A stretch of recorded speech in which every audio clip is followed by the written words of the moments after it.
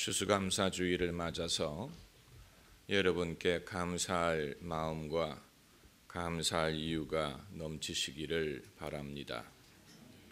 감사할 마음은 우러나와야 되는 것이지 누가 요구한다고 되는 것은 아닙니다. 그런 의미에서 추수감사절 설교를 하는 것은 늘 부담이 됩니다. 제 자신이 감사할 이유가 넘치는 것처럼 신용을 하기도 어렵거니와 그렇다고 딱딱한 얼굴로 여러분께 감사하세요 이렇게 말할 수 있는 것도 아닙니다. 세상 사람들은 고난을 당하거나 즐거워하거나 둘 중에 하나입니다. 고난을 당할 때는 어떻게 하라고 했습니까? 기도하라고 했습니다. 반대로 즐거울 때는 어떻게 하라고 했습니까? 찬양하라고 했습니다. 그러므로 사람은 고난을 당할 때나 즐거울 때나 주님을 떠나서 살 수 없습니다. 흔히들 고난 중에는 하나님을 찾다가 즐거우면 하나님이 없어도 살 수 있다고 생각을 하는데 그렇지 않습니다.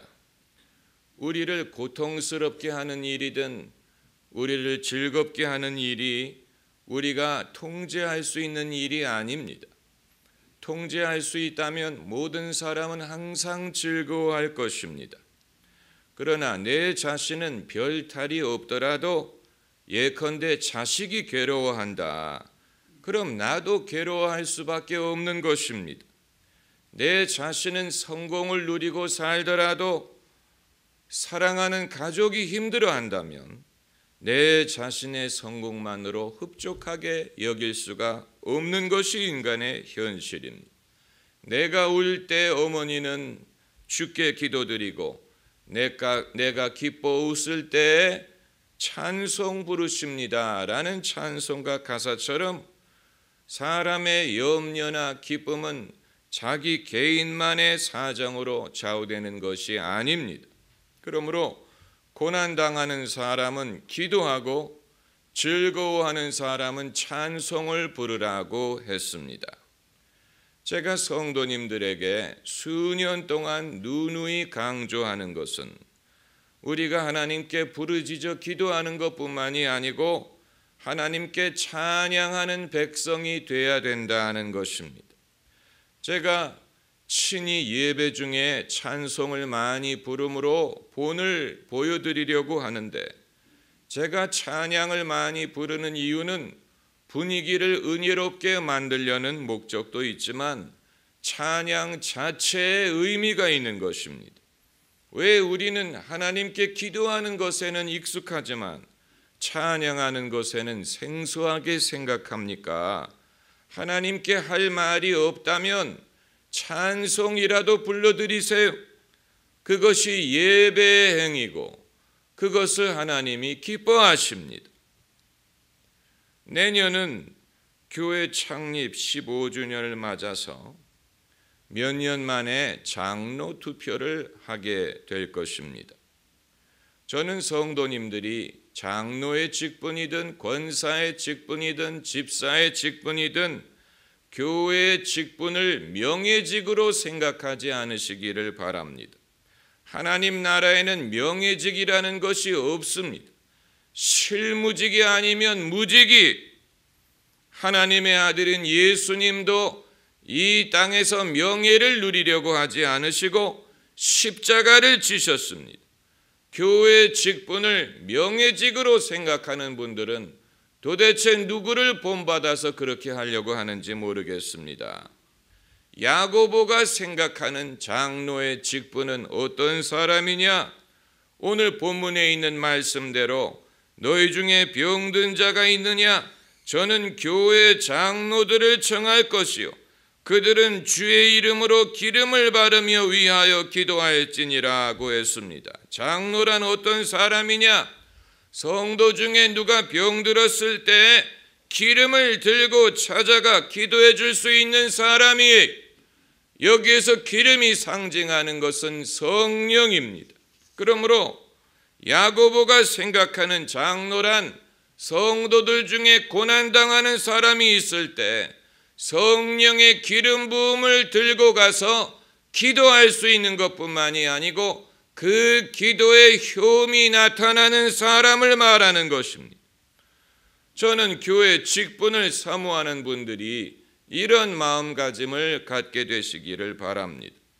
제가 성도님들을 아직 제대로 훈련시키지 못했다라고 생각될 때가 언제냐면, 성경에 분부하는 대로 서로 죄를 고하며 병 낫기를 위하여 서로 기도하지 않는 것을 볼 때 그렇습니다. 오늘날 우리의 신앙은 너무 개인주의적이고 개인의 프라이버시를 너무 위하고 서로에게 마음을 열려고 하지 않고 마음을 합하여 기도하는 법을 모릅니다. 그러다 보니까 우리의 기도가 하나님에게 효험이 없어요. 하나님이 원래 의도하신 능력이 나타나지 않습니다. 원래 하나님은 성도들이 합심하여 기도할 때 능력이 나타나게 하셨는데, 우리가 합심할 줄 모르기 때문에 우리의 기도가 하나님이 뜻하는 그런 효험을 경험하지 못하는 것입니다. 성도님들이 저에게 기도를 받으러 나오시는 것은 귀중한 일이지만 하나님의 뜻은 우리가 서로에게 죄를 고하며 서로 병 낫기를 위하여 기도하는 것입니다. 이것이 오늘 본문에서 야고보가 말하는 것입니다. 과연 우리가 서로에게 죄를 고하고 기도를 부탁한 적이 얼마나 있습니까? 이것은 사실 쉽지 않은 것이고 상당한 성숙함을 요구하는 것입니다. 철저한 비밀 보장을 전제합니다.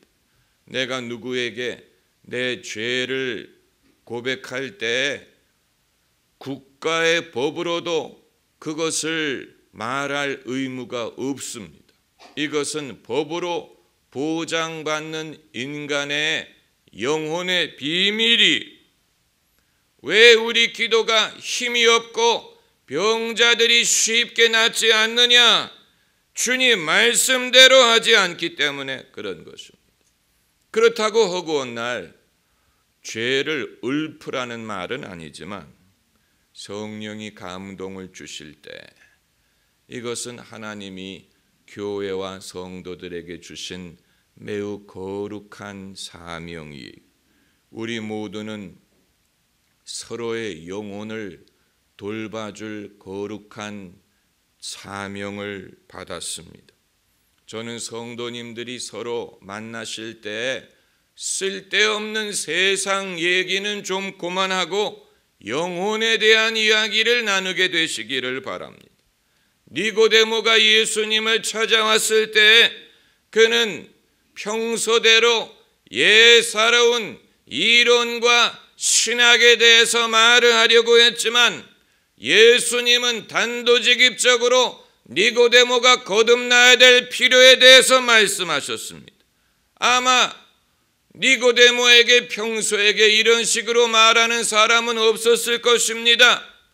그가 종교인임에도 불구하고 영적인 본질에 대하여 말하는 대신에 말을 돌려가면서 안전하고 별 의미 없는 대화만을 했는데, 여러분, 그것은 진정한 성도의 교제가 아닙니다. 불신자들도 그런 식으로 교제할 줄 압니다.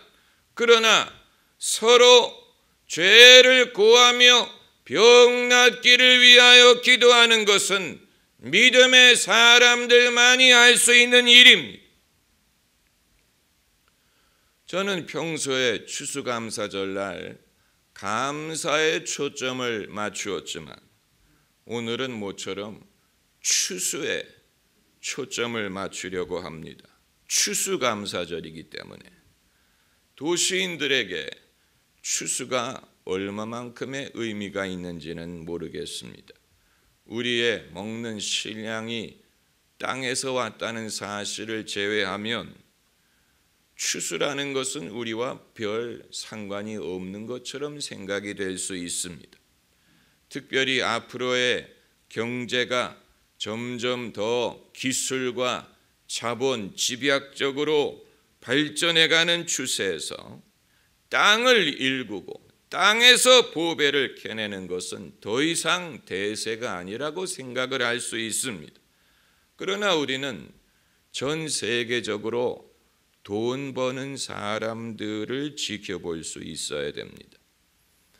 구글이라든가 무슨 마이크로소프트라든가 애플이라든가 페이스북이라든가 이런 사람들은 요란하게 돈을 벌고 있지만 세상에는 소리 없이 조용히 돈을 버는 사람들이 많이 있습니다. 그런 사람 중에 진국이 있습니다. 진짜 부자는 소리를 내지 않습니다. 예컨대 셰일 가스가 에너지 자원이 되면서 이제 세계에서 제일 많은 셰일 가스를 보유한 나라가 미국이라 호주 같은 나라입니다. 우리가 아무리 대체 에너지를 말한다고 하더라도 여전히 인류는 땅에서 에너지 자원을 캐내 살 것입니다. 그리고 땅을 일구어 식량을 생산하고 그것을 수출하는 기업들이 있습니다. 그들은 평범한 농부가 아니고 그들은 종자의 지적 재산권을 보유하고 그 종자를 전 세계에 수출하고 장차 인류의 식량 문제를 좌지우지할 만한 힘을 키우고 있는 기업들이에요. 카길 같은 회사는 개인 기업이지만 농업을 말할 때 결코 배제할 수 없는 아주 중요한 위치에 있는 기업입니다. 제가 한 번은 미국의 농촌 지역의 청소년들이 농업의 미래에 대한 세미나, 컨퍼런스를 하는 것을 보고 놀란 적이 있습니다. 대한민국 같으면 상상도 할 수 없는 일입니다. 대한민국의 어느 청소년이 농업의 미래에 대한 컨벤션을 하겠습니까? 다 도시에 가서 회사에서 일하려고 할 것입니다. 그러나 농촌의 청소년들이 농업의 미래에 대하여 꿈을 꾸게 한다는 것은 그 나라에 대하여 시사하는 바가 있는 것입니다. 신약 성경에서는 하나님이 주시는 기업이 천국을 가리키는 것이 됐지만 구약 성경에서 이스라엘 백성에게 주신 하나님의 기업은 땅을 가리켰습니다. 땅. 하나님은 이스라엘 백성이 애굽에서 나온 후에 젖과 꿀이 흐르는 땅에 들어가 살게 하셨습니다. 이것을 우리가 그들의 경험만으로 치부할 것이 아니고 모든 인류에게 주시는 상징적인 사건으로 봐야 됩니다. 젖과 꿀이 흐르는 땅, 오늘 본문에서도 다시 기도한즉 하늘이 비를 주고 땅이 열매를 내었느니라 라고 했습니다. 열매를 얻기 원하는 사람은 땅을 소홀히 여기면 안 됩니다. 이것은 예언적인 말이 될 수도 있습니다. 열매는 땅에서 오고 땅에서 보배를 얻습니다. 하나님은 인간이 땅의 소산으로 먹고 살게 하셨습니다. 삶을 부유하게 하는 많은 것들이 땅에서 비롯됩니다. 금도 땅에서 캐내는 것이고 다이아몬드도 땅에서 캐내는 것이고 실리콘도 땅에서 나옵니다. 하나님이 인간을 지으실 때 흙으로 지으셨다고 했습니다. 땅을 멸시해서는 안 됩니다. 땅을 멸시하고 다른 데에서만 기회를 찾으려고 해서는 안 됩니다.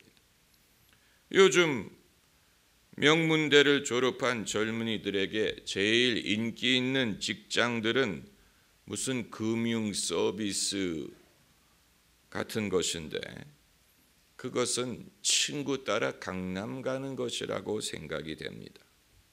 여러분, 영국이 산업혁명이 일어났고 제일 먼저 이 산업화를 이룬 나라였는데 그 전통적인 산업을 다 팔아버리고 금융 서비스에 올인한 것에 대하여 누가 제일 후회하는지 아십니까? 영국인들이 후회합니다. 그들이 자랑하던 롤스로이스 외국에 팔아버렸어요. 그들이 만든 미니 쿠퍼 외국에 다 팔아버렸어요. 그 대신 금융 서비스가 국가를 먹여 살릴 것이라고 생각을 했는데, 계란을 한 바구니에 담지 말라고 했는데 그들은 왜 하나에 올인을 했는지 도무지 이해할 수가 없습니다. 우리는 장차 미래의 먹거리가 무엇이 될지 궁금하게 생각을 하는데 세상이 돌아가는 것만을 봐서는 앞날을 알 수가 없고 하나님이 주시는 지혜를 구해야 됩니다. 본문에 다시 기도한즉 하늘이 비를 주고 땅이 열매를 내었느니라고 했습니다. 지극히 평범하게 들리지만 여기에 지혜가 있습니다. 하늘이 비를 줘야 됩니다. 그러나 열매를 맺는 것은 땅이에요. 하나님이 우리에게 은혜를 주시지만 열매를 맺는 것은 믿는 사람이에요. 하나님이 능력을 주시지만 그 능력을 사용하는 것은 믿는 사람입니다. 하나님이 은사를 주실 때 그 은사를 사용하여 하나님의 나라를 증거하는 것은 믿는 사람이에요. 믿는 사람의 역할, 땅에 있는 사람의 역할, 그리고 열매를 맺는 땅을 소홀히 여겨서는 안 됩니다.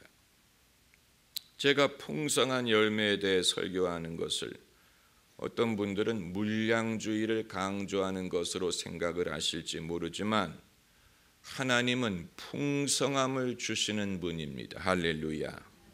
원래 추수감사절의 시조는 가을에 추수의 풍성함에서 시작됐습니다. 풍성함이 있었기 때문에 추수를 감사한 것입니다.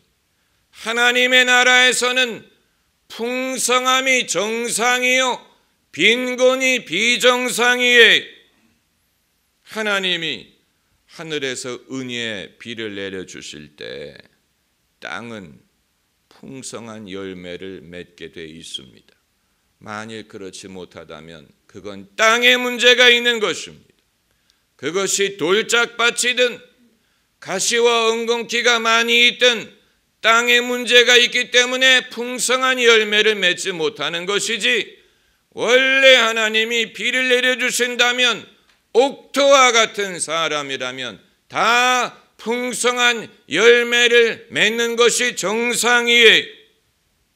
이 같은 진리를 우리가 믿어야 됩니다. 의인의 간구는 역사하는 힘이 많으니라. 얼마나 귀중한 말씀입니까? 그러나 대다수의 사람들은 의인은 좋겠네. 그런데 나는 의인이 아니라 내 기도가 역사하는 힘이 없을 거야. 그러나 의인은 믿음으로 말미암아 살리라고 했습니다. 사람이 의롭게 되는 것은 행함으로 말미암는 것이 아니요 믿음으로 말미암는 것입니다. 믿음으로 말미암는 사람이 의인이에요. 믿는 사람이 의인입니다. 그러므로 믿는다면 그의 간구에는 역사하는 힘이 많을 것입니다. 역사하는 힘이 많은 것이 정상이에요. 여러분 모두에게 역사하는 힘이 많고 감사할 일이 많으시기를 바랍니다. 할렐루야. 기도하십시다.